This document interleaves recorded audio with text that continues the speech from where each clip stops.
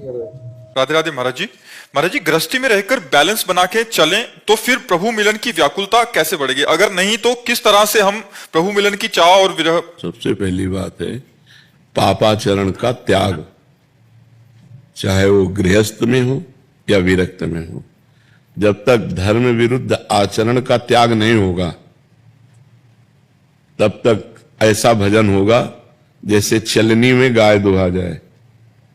चलनी में गैया दुहे, दोष दैव को दे, हरिगुरु कहो न मानई, तो अपनो ही फल ले।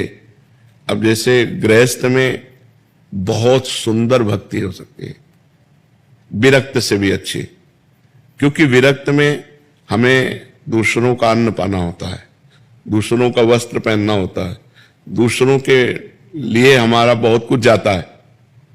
कोई प्रणाम कर रहा है, कोई नमस्कार कर रहा है, कोई औषधि दे रहा है, जो हमें कोई अर्थ दे रहा है, तो जो हमें दे रहा है वो ट्रांसफर हो रहा है। हमारा भजन, हमारी तपस्या, हमारे पुण्य सुकृत, वो उसको जा रहे हैं, तब वो हमारे वो मतलब ये सरकारी डिपार्टमेंट है, कहना नहीं पड़ेगा। आपने 5 रुपए की सामग्री ली, उसके अनुसार आपका भजन कट के उसके पास जाएगा। इसीलिए मतलब अब गृहस्थ में वो अपनी मेहनत की कमाई। सबसे पहली बात, अधर्म का पैसा घर में नहीं आना चाहिए। चाहे नमक रोटी दाल रोटी ना मिले तो नमक रोटी खा लो, लेकिन रबड़ी रसगुल्ला होटलबाजी के लिए बेईमानी घूस अधर्म का पैसा नहीं आना चाहिए।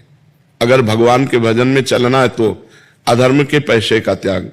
दूसरी बात, अपनी पत्नी के प्रति जैसे हम काम भाव करें तो वो पाप नहीं है, लेकिन दूसरे की पत्नी के प्रति काम भाव करें तो वो महापाप हो जाएगा।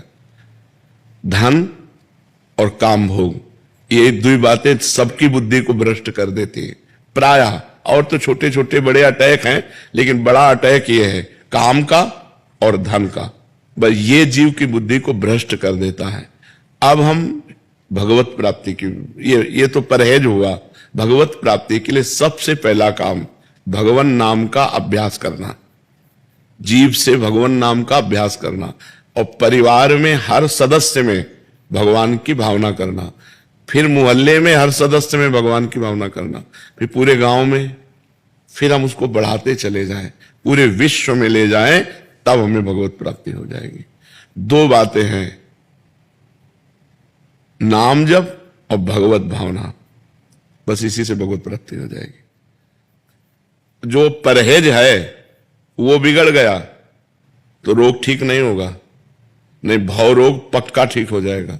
सदगुरु वैद्य वचन विश्वासा, संयम ज्ञान विषय के आशा। सदगुरु रूपी वैद्य और परहेज, ये गंदी बातें ना होने पावे, पाप आचरण ना होने पावे। और नाम जब ज्यादा प्रपंच करने की जरूरत नहीं, मधुर मधुर भगवान का नाम जप करो, जो बन जाए पूजा करो, नहीं सब में भगवान है ऐसी भावना करो, मंगल में भगवान की प्राप्ति हो जाएगी। अच्छा, बिना भगवत भावना के परिवार में मोह होता है। जब तक मोह है तब तक दुर्गति है। हिरन से मोह हो गया तो हिरन बनना पड़ा ना अगले जन्म। तो ये बात है। अब हम आपसे प्यार करें, क्योंकि समाज में रह रहे हैं, बिना प्यार के रह नहीं सकते।